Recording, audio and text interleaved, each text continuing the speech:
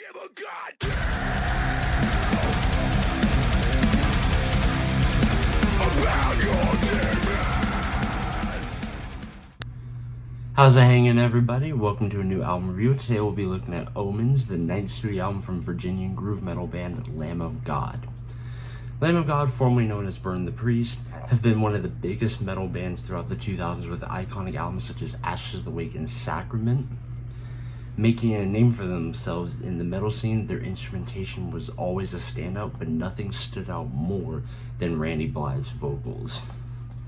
A few lineup changes maybe here and there, most notably the former longtime drummer Chris Adler, one of my favorite metal drummers of all time.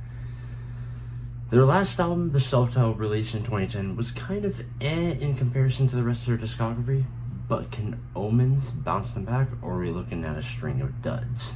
Let's find out. It's off this album with a song that implements all the sounds that LOG uses, from the heavy chorus, talk/partly sung lyrics in the verses to an amazing guitar solo and a heavyish breakdown style throughout parts of the song.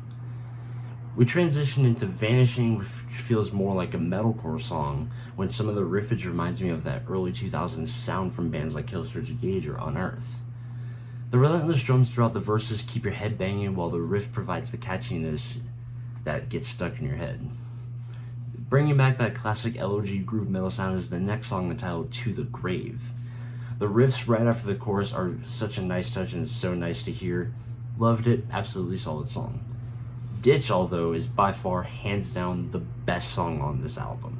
The energy, the anger in Randy's vocals and lyrics, and the best chorus on the album. Loved everything about the song from the moment I first heard it. Then the title track comes next, and it's another classic groove metal sound, but still otherwise amazing. Riffs, a catchy chorus, groovy drums and guitars, as well as some breakdown-esque moments. Then there's Gomorrah, which is a much darker track, less melodic and a bit heavier, and less groovy. Overall, it's a very huge mood and atmosphere throughout the track that kind of keeps you coming back. The repetition of the lyric "everything is doomed to fail" I think will be a staple throughout live shows when they eventually play this. Another melodic intro is the song Ill Designs, with more that metalcore-esque sound and amazing guitar work and some of Randy's best vocals. The drumming behind the guitar solo is also really good because it picks up the energy and matches it. Then there's the next song, Grayscale, which is a pretty okay song, but you kind of feel like you've heard it before. It's not a bad track, but definitely my least favorite. It's got some nice melodic elements and a nice groove through parts, but the chorus isn't doing much for me. But energy definitely picks up, going in a very hardcore punk style on the song Denial Mechanism, another fantastic song. The song doesn't overstay its welcome and just kicks ass relentlessly through and through. Then we get probably the most slightly unique cut on the album, which is the track entitled September Song, clocking in at exactly 6 minutes. We start with a nice build-up with some pretty good drums and ballady-ish guitars, but then all of that culminates into a song with really good melodic phrasing behind the lyrics of the chorus, especially the final chorus at the end that even includes some chants. But overall, a very solid track and a nice close. Although I enjoyed this album and do think it's an upgrade over the last record, the self-titled from 2020, this one was just kind of cool.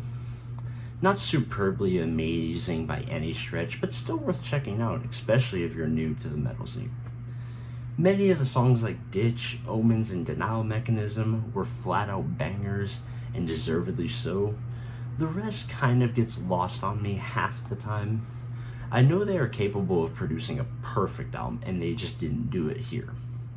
Omens gets a 7 out of 10.